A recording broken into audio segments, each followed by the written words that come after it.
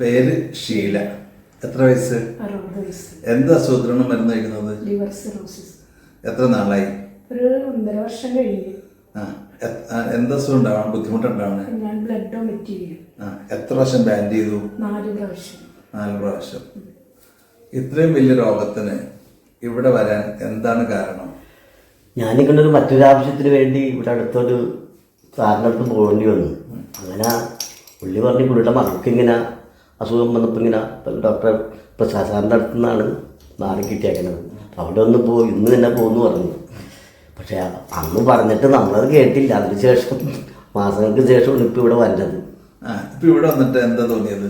ഇവിടെ വന്നപ്പോൾ എനിക്ക് ഇത്തിരി കുറച്ചും കൂടി ഒരു ഇതുണ്ട്, റിലാക്സേഷൻ ഉണ്ട്. പേടി ഉണ്ടായിരുന്നു നേരത്തെ, ആ പേടി മാറുന്നുള്ളൊരു വിശ്വാസം. ഒന്നും പേടിക്കേണ്ട, ഇത് മാറിയിരിക്കും. പിന്നെ ഹോമിയോപ്പതി ഡോക്ടറും മറ്റു ഡോക്ടറും തമ്മിൽ എന്താണ് വ്യത്യാസം? ഇംഗ്ലീഷ് അലോപ്പതിയുടെ അടുത്ത് പോയി കഴിഞ്ഞാൽ അവർ ഇപ്പം മെയിൻ ഡോക്ടറിൻ്റെ ചീട്ടെടുത്ത് കയറി തന്നെ അവർ നമ്മളെ കാണാറില്ല. ജൂനിയർമാർ ഒരുപാട് പേര് എന്തെങ്കിലും ചോദിക്കും, അത് കമ്പ്യൂട്ടറിൽ പ്രിന്റ് ചെയ്യും. ഹോമിയോപ്പതി ഡോക്ടറാണെങ്കിലോ? ഹോമിയോ ഡോക്ടർമാരാണെങ്കിൽ വിശദമായിട്ട് അടുത്തിരുത്തി വിശദമായിട്ട് ചോദിച്ച് മനസ്സിലാക്കി അതിൻ്റെ ഗുണങ്ങളും ദോഷങ്ങളും ഒക്കെ നമ്മൾ കറക്റ്റായിട്ട് പറഞ്ഞു തരാറുണ്ട്.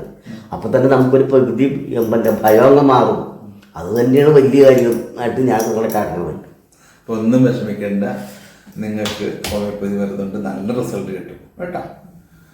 Thank you doctor.